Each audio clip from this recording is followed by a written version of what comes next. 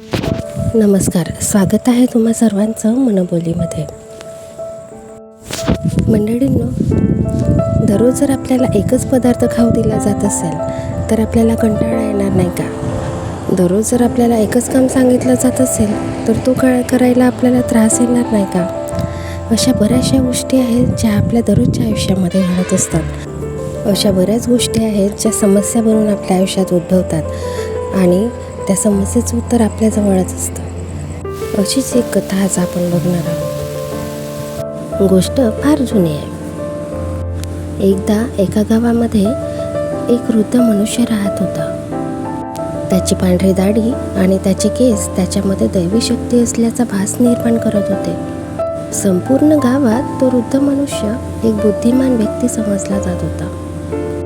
गावातील लोक त्या वृद्ध मनुष्याकडे आपल्या समस्या घेऊन यायचे आणि हा वृद्ध मनुष्य दररोज त्यांच्या समस्यांचे समाधान करत असायचा. बहुतेक लोकांच्या समस्या ह्या सारख्याच असायच्या. एकदा नेहमीप्रमाणे संपूर्ण गाव आपापल्या समस्या घेऊन त्याच्या भोवती गोळा झाले. तेव्हा त्याने लोकांना एक विनोद सांगितला. त्या विनोदावर गावातील सर्वच लोक हसले. 5 मिनिटानंतर त्याने तो विनोद पुन्हा सांगितला. यावेळी काही लोक हसले, काही लोक शांत होते, काही लोक नुकतेच थोडं हसून शांत बसून राहिले. जेव्हा त्याने तिसऱ्यांदा तोच विनोद सांगितला तेव्हा गावातला एकही माणूस हसला नाही. उलट सगळे आश्चर्यचकित होऊन त्या वृद्धाकडे पाहू लागले.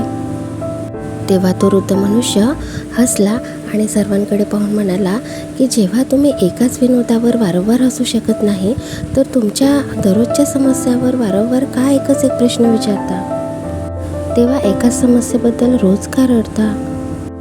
उगाच दुःखी का होता? समस्या घेऊन येणाऱ्या लोकांना त्यांच्या प्रश्नांची उत्तरे त्यांना मिळाली आणि ते हसत हसत आपल्या घरी परतले. ह्या कथेप्रमाणे आपलंही आयुष्य असंच आहे ना. आपल्या आयुष्यामध्ये कितीतरी समस्या येतात आणि आपण त्यांना धरून बसतो, पकडून बसतो आणि त्या समस्या सुटल्याने आपल्याला सुटत नाही. प्रत्येकाच्या आयुष्यात येणाऱ्या समस्या ह्या जवळपास सारख्याच असतात. तेव्हा आपल्या आयुष्यामध्ये दररोज घडणाऱ्या घटनांना समस्या बनवू नका. छोट्या छोट्या गोष्टींना जास्त वेटेज देऊ नका. मोठी समस्या करू नका. आणि हो, आपल्यासमोर असणाऱ्या समस्यांचा पाढा दुसऱ्यांसमोर वारंवार वाचून दाखवू नका, कारण त्यांनासुद्धा येणाऱ्या समस्या जवळपास तुमच्या सारख्याच आहेत. इथे कोणीही तुम्ही सांगितलेल्या जोकवर वारंवार हसणार नाही. कधीही जेव्हा तुम्हाला वाटेल तुम्ही एकटेच आहात, तुमच्या सोबतीला कोणी नाही, तेव्हा स्वतःला एकदा आरशासमोर उभे राहून बघा. तुमच्या प्रश्नाचं उत्तर तुमच्याजवळच आहे. चला तर मग पुन्हा एकदा भेटूया एका नवीन मनबोलीसोबत. तुम्हाला ही मनबोली कशी वाटली मला नक्की कमेंट बॉक्समध्ये कळवायला विसरू नका. धन्यवाद.